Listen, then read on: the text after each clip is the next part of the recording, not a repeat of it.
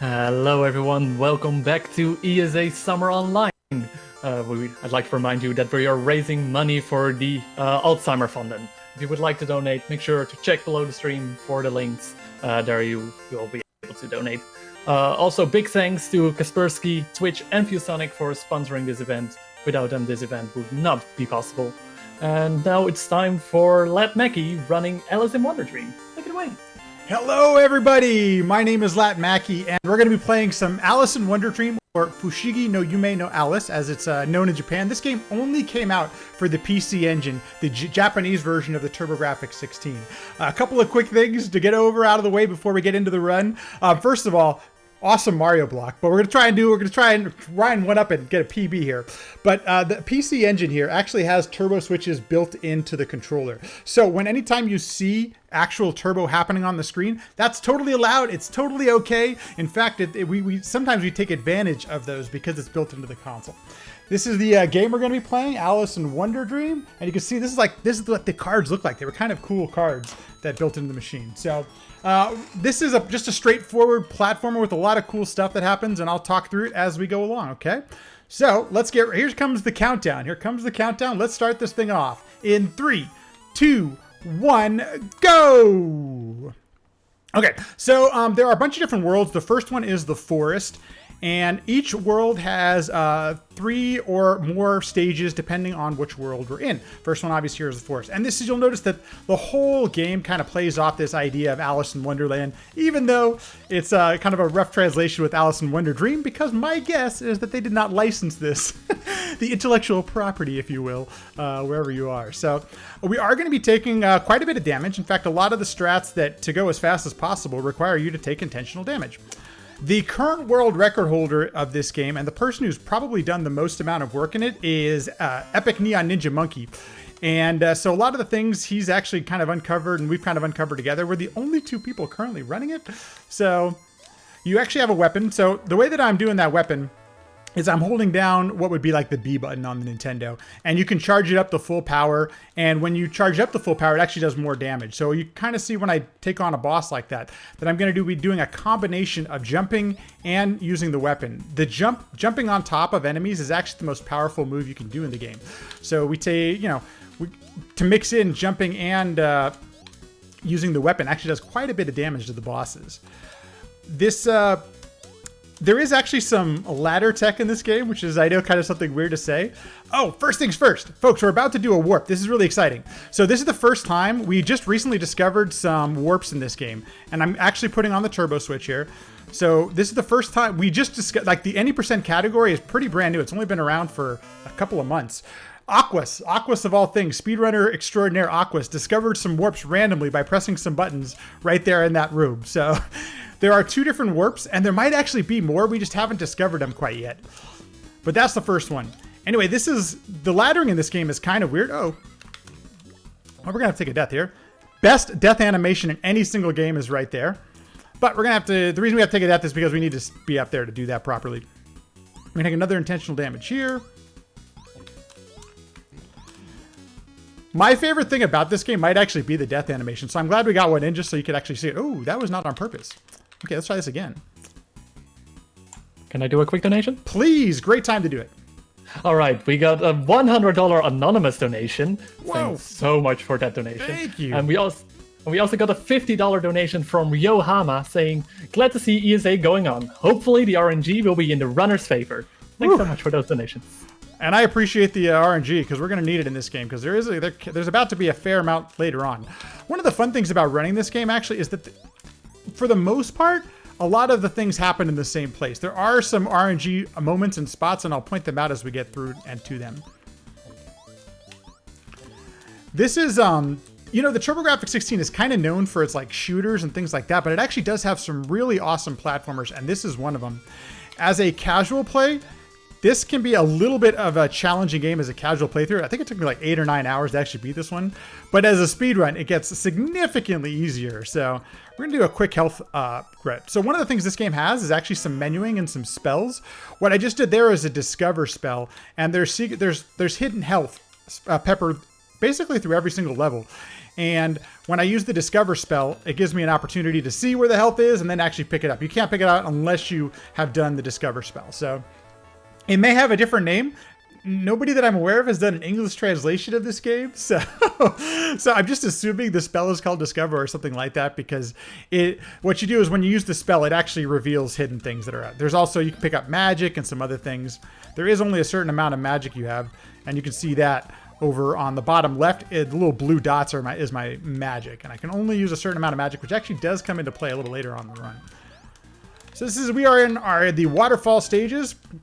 And this is just like straight up platforming. May even kind of look like Contra or a Mega Man, something like that.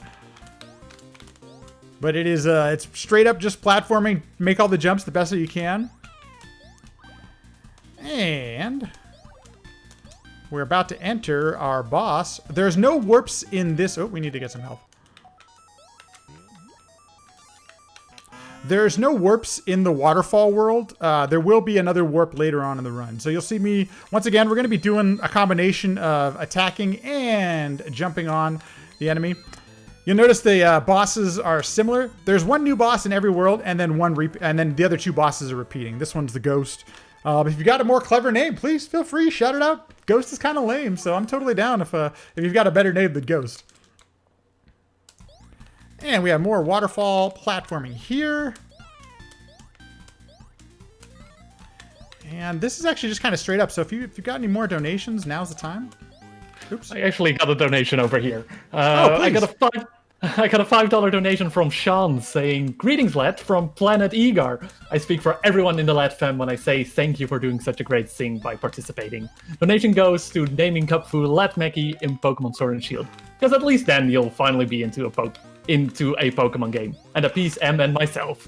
By the way, this Wonderland mod for Golf Daisuke looks awesome. Oh, and I think Epic beat you in the race again. Crystal won?" I'm sure he did. Sean, thank you so much for the donation, man. Appreciate it. Busting out the Egar memes. In case anybody's wondering what is Egar, that is just rage spelled backwards, and it is basically my go-to word. Okay, we actually don't need to health power up, so we're gonna go right into this boss. It's the so we skipped over this lizard boss in the stage that we warped from, so you haven't seen this one. This is the first time seeing the lizard here, and I'm gonna try not to get hit here. Okay, good, cool. And we will see the lizard one more time in the next stage, or in the next world, I'm sorry. And we have our final waterfall stage, which this one gets a little more technical, so I'm going to try not to die here as we go. But if I do die, you get the best animation of any game I think I've ever played. It's still really my favorite death animation. But it's more, it's more of the horizontal platforming. It's one of the things I think I really enjoy about this game is, as you get better, your time really starts to improve, which I know sounds like straightforward for a speed run, but there's so many other games where, you can be punished by RNG, and this game doesn't destroy you too badly like that. Oops, we're gonna wait for that to come again. Ooh, that was close. Okay, we're gonna wait. We're gonna play this just a little bit safer. There we go. Okay, and now, I'm going to let you decide. Is this a trumpet dog or is this a tuba dog? I don't know. We've kind of gone back and forth. Definitely not a trumpet. Definitely not a trumpet. But maybe a tuba dog? I don't know.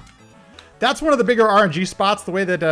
I shouldn't say bigger. There is a little bit of RNG depending on my jumping and when I time it. So, we are now going to be moving into the next world with an actual warp. And this is... They call it the vegetables. Not sure what exactly that means, but... This has some of my favorite music in the entire game. And thankfully, damage doesn't matter too much. We can take damage here because we are going to be coming up to a warp. So you notice I just jump through those things. The nice thing about getting damage too is there's not any sort of, you don't get hit back or anything like that. So the time, you don't get punished for hitting things. I'm doing turbo again here so I can reveal the warp door. And we have just warped again. Maybe more warps in this game. We haven't discovered them yet, but those two were kind of game breaking. Those took off about a minute, about off the run, so. And this would be probably a pretty decent time if there's anything else you'd like to donate or anything like that. I'd like to take this moment to mention that we still got quite a few donation incentives coming up. Like, I mean, the entire week is filled with donation incentives. But one I would like to mention is for the Devil May Cry 5 run, which is going to happen in a few hours. For the False Head cutscene. You'll see a cutscene where Dante gets his new weapon and the False Head, and currently it's $175 out of 200, so we're almost there to meeting that incentive. So if you want to see that, we're almost there. You can do it. Awesome. And here's the lizard again. As you see the bosses again, you'll notice that they take more hits. They have more hit points and things like that, so you just have to do a bit more damage. And we beat the lizard. We're gonna see our another new boss in this stage, which is what is he? It looks like the Little Red Riding Hood type of thing. I'm not sure. It's a fox, I think, but we'll see in just a second. So there is a mechanic in this game that is really challenging to get down, and you'll notice I still haven't. I still feel like I sometimes screw it up. It's and it's a super mega jump, and I'll show it here in just a second.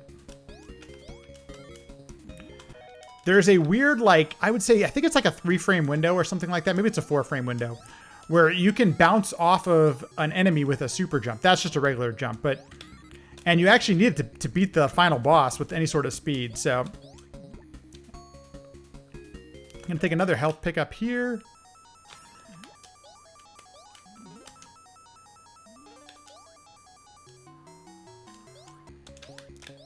Save some health there.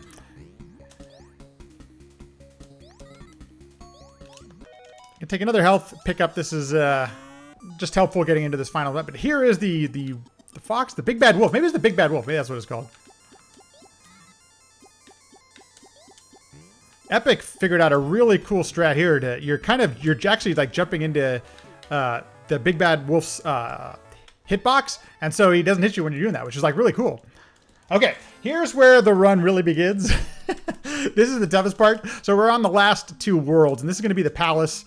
And then we'll hit up the nightmare, and you'll see this is a lot of precise platforming, and some of these jumps are very unforgiving. So hopefully we can get some luck here. So this is the jump spell. You saw me use this before, and this just, that's gonna be a little bit too short. Oh no, we actually made it in there. I thought I jumped a little too early. Okay, cool.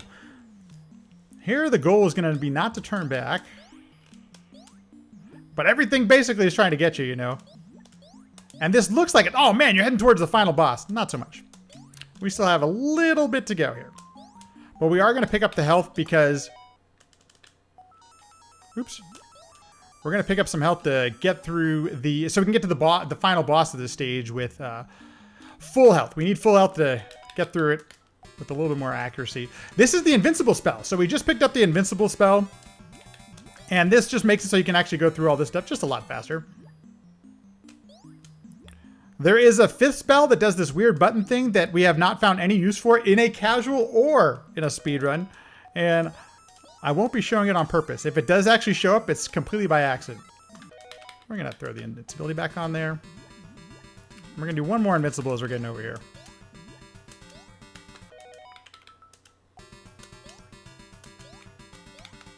Oh no. Okay, that's going to be a problem.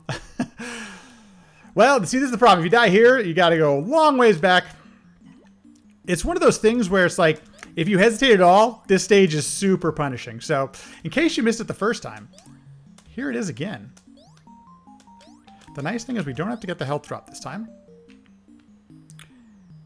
And we're going to be using the invincible here. Save us a little bit of time. Because of the way the magic works out, we're probably going to be skipping it on the next one.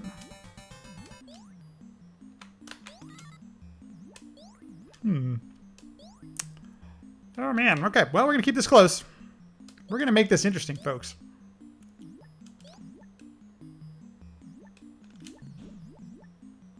That was very good, okay. Cool, we did it. Okay, we're good. Woo! Okay, that's way better. I can stop sweating. That's the toughest part of the whole of the entire run, to be honest with you. This is like, I don't know what this guy is. He's like, I don't know, a king of some sort, maybe Burger King. I don't even know. He does a thing, and he just takes a couple jumps and you get through him. But you do need full health because the way that those balls drop is completely random and it can totally destroy your run if you're not there with full health. Very tough to beat if you only have 3 health. So, and now we're on to the nightmare. This part is just as kind of technical as some of the other stuff. However, it offers us some forgiveness as far as dying here actually loses less time. So we're going to take a little bit safe here. Okay. Ooh, that was a good one.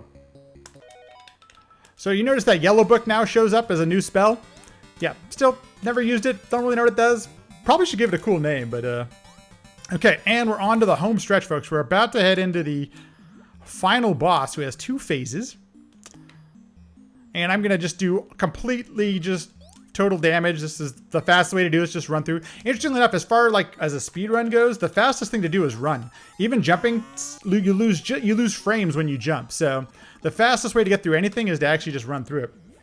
There's going to be 2 phases here, 5 hits for each phase. And this is the first one, and it's like a Medusa thing. I don't know. Maybe, was there ever a Medusa in Alice in Wonderland? I don't know. At some point, I should probably read that book, but, or I guess I could watch a movie with it, maybe. Yeah, you know. I did see the one with Johnny Depp. That wasn't bad, actually. Okay. Almost have 5 hits here. This will be the last hit. And now we're on. We're going to get close to time. Time is coming up, so give you a heads up there. After 5 hits. Oops. So you'll notice... Oh, geez, I'm not getting it. Okay, that's the super jump. There is literally like a 3 to 4 frame window to actually get that jump. You have to press jump again. And it's not easy to learn. It's taken me quite a bit of time. Okay.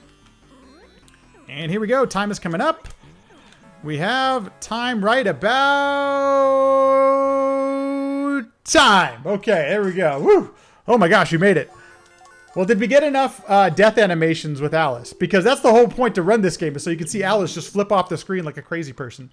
But this is Alice in Wonderdream. A couple of things really quick. If you're at all interested in the TurboGrafx-16 or the PC engine, we do have a Discord available. And it's a bunch of, it's mostly speedrunners, but we've actually kind of branched out recently and we're welcoming everybody. Please come join us if you're at all interested about the console. There is a wonderful library. It's not just shooters on the TurboGrafx-16, and you can get them on the Virtual Console. There's the new TurboGrafx-16 Mini, if that's your thing, and PC Engine Mini that has access to all of these great games that you know, you may not be familiar with. There's a great library out there of games, especially in the PC Engine. You know, they got so many more games than we did in the States. So thanks for having me. I just want to say, ESA, thank you so much for having me back. It's really a privilege and an honor. And folks, thank you so much for donating to such a wonderful cause. I've worked in the Alzheimer's space, and the more money we have, the more research we can do. So it's hugely thank you to all of those who have made donations already and who continue to donate and being so hospitable. We really do appreciate it.